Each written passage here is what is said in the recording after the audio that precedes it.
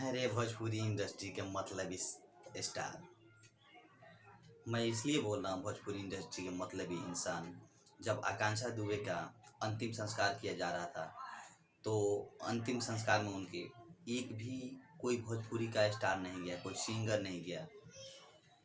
इसीलिए मैं बोल रहा हूँ भोजपुरी के मतलबी स्टार।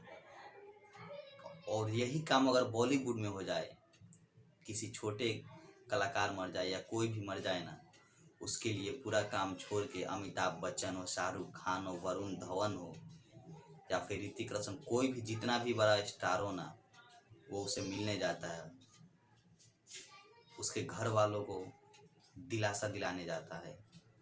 और अपने भोजपुरी में अगर कोई मर जाए तो घंटा फर्क नहीं पड़ता किसी को।